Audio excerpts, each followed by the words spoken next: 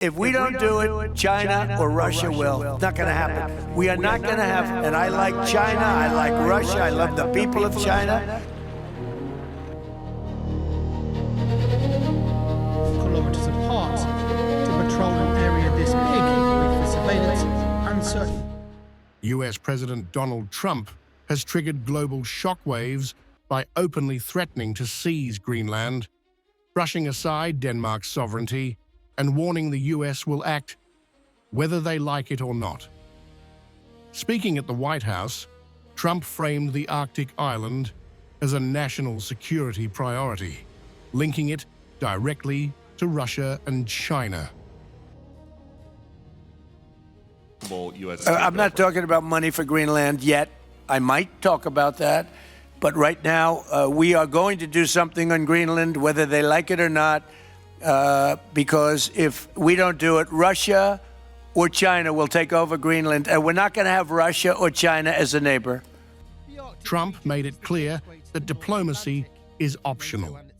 If negotiations fail, he says force remains on the table. His language marks one of the most explicit threats by a sitting US president against a NATO ally in modern history. I would like to make a deal, the easy way, but if we don't do it the easy way, we're going to do it the hard way. And by the way, I'm a fan of Denmark too, I have to tell you, and they've been very nice to me. I'm a big fan, but the fact that they had a boat land there 500 years ago doesn't mean that they own the land. I'm sure we had lots of boats go there also. But we need that because if you take a look outside of Greenland right now, there are Russian destroyers, there are Chinese destroyers and bigger, there are Russian submarines all over the place.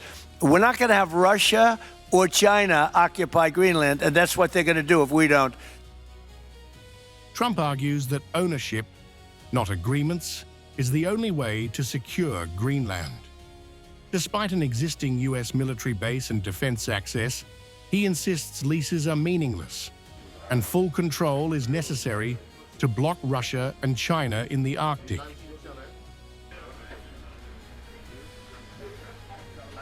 Countries have to have ownership, and you defend ownership, you don't defend leases. And we'll have to defend Greenland.